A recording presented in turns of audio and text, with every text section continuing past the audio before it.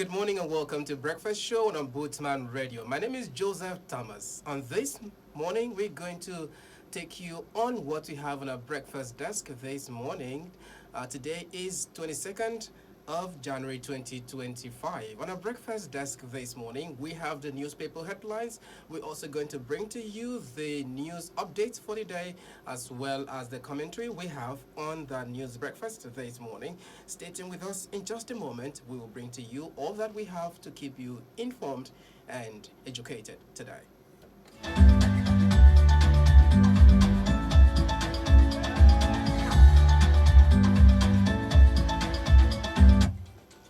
Welcome back on a breakfast show this morning. First is the newspaper review. On the newspaper review this morning is on the Punch newspaper first. On the Punch newspaper, Abia to recruit teachers and force out of school children policy.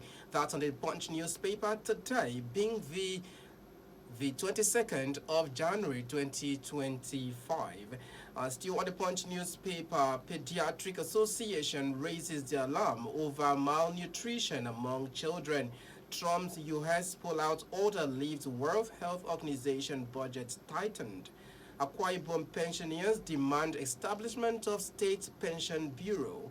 And NPCL raises petrol price to 990 naira in Abuja, 965 in Lagos. Tinubu in closed-door meeting with Wike, Fubari, Ogoni leaders. And still on the Punch newspaper, World Bank bans two Nigerian firms CEO over corruption. Trump signs executive order to end birthright citizenship. And lastly on the Punch newspaper today, why suspended Delta Catholic priest dumped priesthood for marriage, sister. All right, so that's what we have on the Punch newspaper today. And on the Vanguard newspaper, we have Bashir Saidi, ex-chief of staff to former governor. On the Vanguard newspaper, we have Pep Guardiola's wife breaks silence after split from Man City boss. Oshun Omotugun to recruit 1,000 personnel. Husband files for divorce over wife's alleged poor hygiene. And still on Vanguard newspaper this morning, Power Ministries,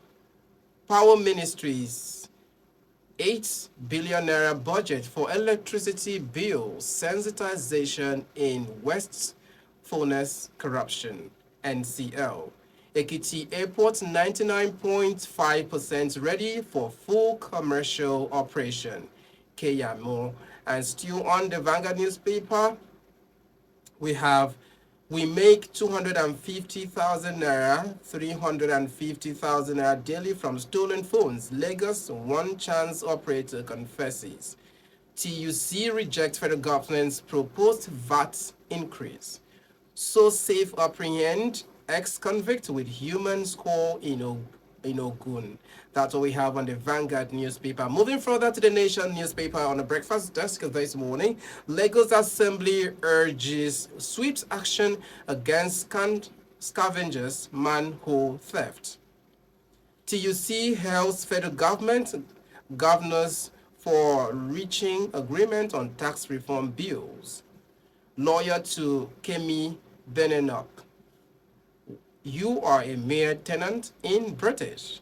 And still on the Nation newspaper, General Etem takes over as Army Infantry School Commandant. Nigerians in South Africa protest death of colleagues in police custody. Tinubu meets Fubara, Ogoni leaders in Villa. Tinubu approves an inland dry port for Ajebu-Ode Moniya to recreate jobs. Oyetula. That's what we have on the Nation newspaper. On the Premium Time newspaper, we have the following newspaper headlines this morning. Police confirms 3 fatalities in boats mishap in Rivers. Donald Trump pulls U.S. out of World Health Organization Climate Pact, takes other controversial decisions. NAS panel summons budget ministry. Director over insufficient allocation of funds to Solid Minerals Ministry. Republican presidential hopeful Donald Trump. Trump sworn in as president says US will recognize only two genders. That's on the Premium Time newspaper. And still on the Premium Time newspaper, NCC approves tariff increase for MTN, Airtel, others. NCC clears telcos to hike tariff, sets limit. That's what we have on a newspaper review this morning. Moving further to is our news update for today. Stay tuned with us in just a moment. Details will be brought to you.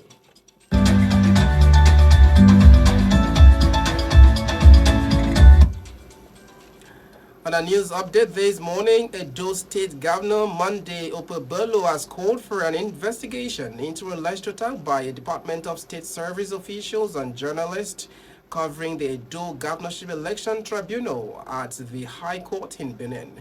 This call for a probe was conveyed in a press statement issued by Festus Aleke and Andy Ebon, the chairman and secretary of the Nigerian Union of Journalists, NUJ Edo State Council. The NUJ commended Governor Okpebholo for his swift and decisive action to ensure the safety and security of journalists, praising his intervention as a demonstration of his commitment to protecting the fundamental human rights of media practitioners.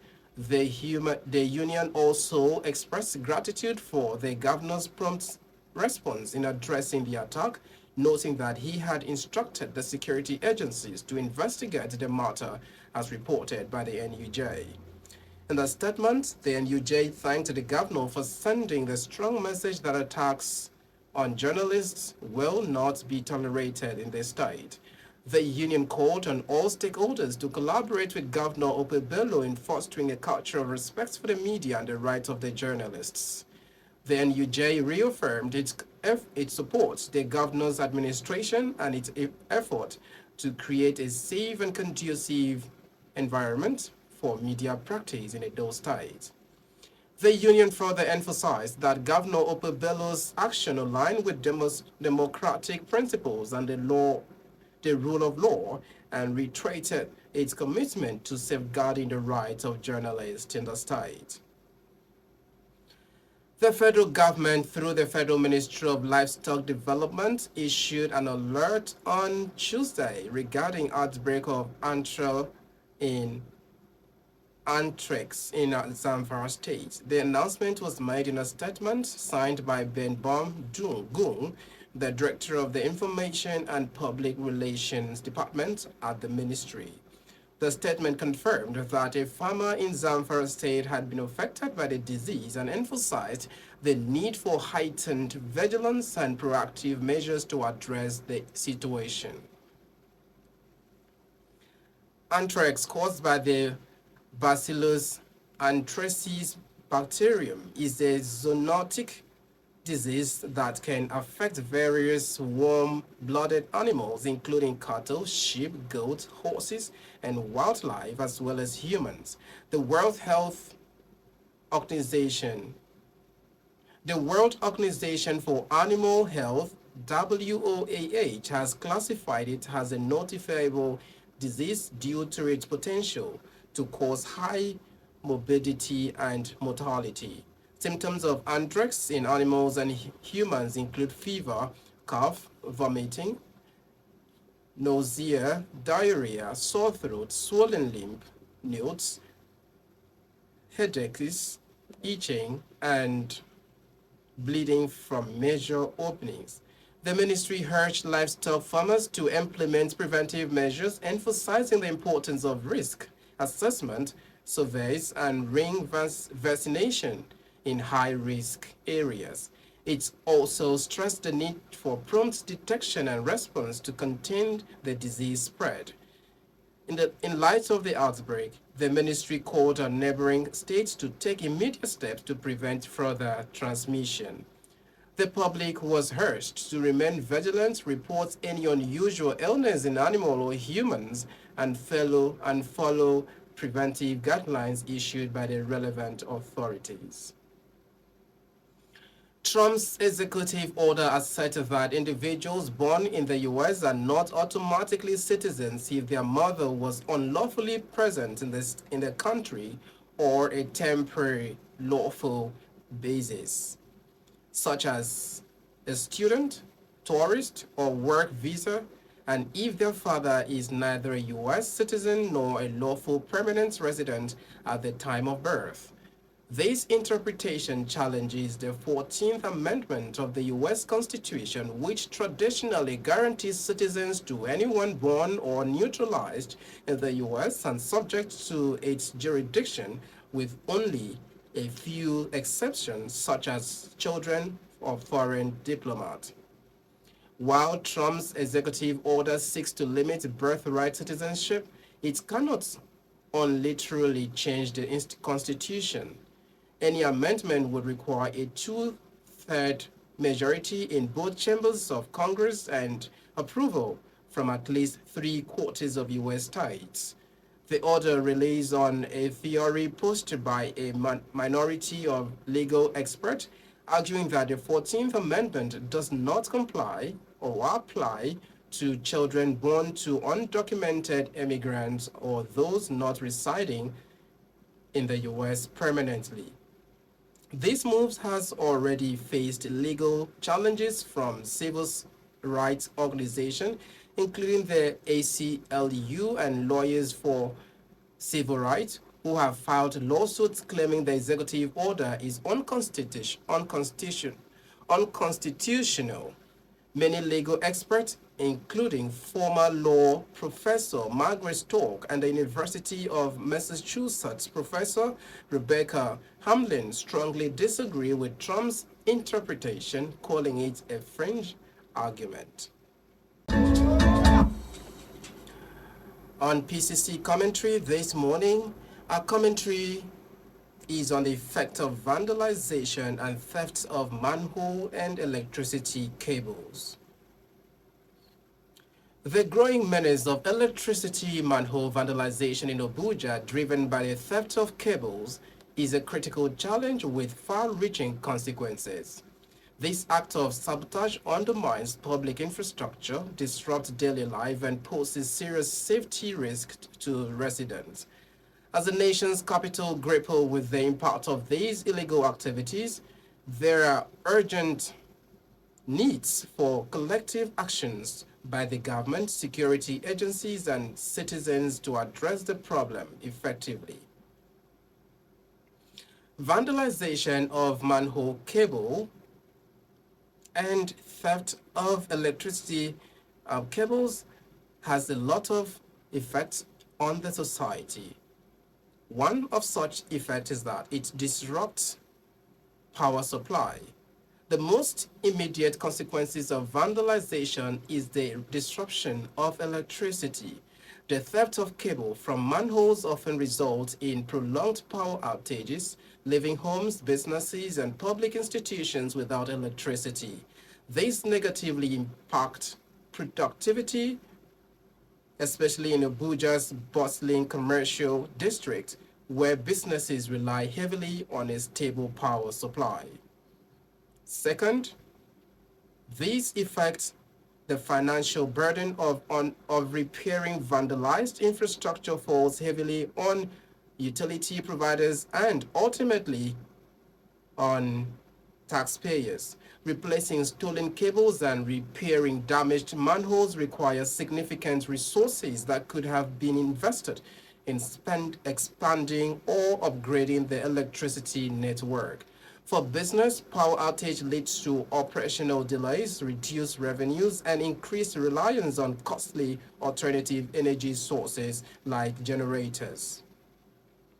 The third effect of this action is that it affects public safety hazards. Open or damaged manholes left behind by vandals create physical hazard for pedestrians and vehicles. Exposed high voltage cables further increase the risk of electricity accident, which can result in injury or fatalities. Such safety risk erodes the sense of security in affected neighborhoods. Fourth, it its encouragement of criminal activities. The thriving market for stolen cables fuels a cycle of criminality, encouraging more individuals to engage in such illegal activities. It also exacerbates the broader issue of insecurity in Abuja, as the proceeds from vandalism can be used to fund other illicit endeavors. The field effect is that it hinders urban development. Consistent power supply is a cornerstone for urban growth. Recurrent vandalization of electricity infrastructure delays development projects, affects the delivery of essential services, and undermines the overall progress of Abuja as a leading city in Nigeria. To prevent these criminal acts in Abuja, the government must adopt a multi-pronged approach to deter vandalism and safeguard electricity infrastructure. And one of such is that the government have to enhance security and surveillance. To do this, they have to deploy advanced surveillance systems such as CCTV cameras around critical infrastructure can deter vandals. Collaboration between law enforcement agencies and local communities can also improve monitoring and reporting of suspicious actions. Secondly, stricter enforcement and penalties. The government should ensure that stricter penalties for those caught vandalizing public infrastructure. Quick prosecution and harsh sentence can serve as a deterrent to would-be offender. Number three, control is raising awareness about the consequences of vandalism through community engagement and media campaigns can encourage citizens to take collective responsibility for protecting public assets. Educating people on how vandalism affects their lives and development can foster great vigilance. Number four, investing in tamper-proof or less marketable materials for electricity cables can reduce the incentive for thefts. Additionally, securing manholes with reinforced covers or alarm system can make them harder to access. Number five, the government should work closely with electricity companies, community leaders, and neighborhood associations to implement preventive measures, offering incentives for communities that report vandalisms or maintain infrastructure can foster cooperation. In conclusion, the vandalization of electricity manholes in Abuja is a pressing issue with severe consequences for societies. It disrupts lives, stifles economic growth, and poses safety risk, all while fueling criminal activities. Preventing these menaces requires a concerted effort by the government, security agencies, and the public. By investing in surveillances, enforcement, public education, and infrastructure upgrades, Abuja can protect its electricity network and ensure the steady power supply essentials for its development and the well-being of its residents. That is a commentary on the PCC news.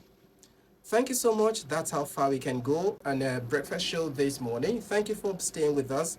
Don't forget to follow us on all our social media handles. We are on Facebook, Instagram, TikTok, and YouTube, and Ombudsman Radio Nigeria. On X account at Public Complaints Commission, Ombudsman Radio Nigeria.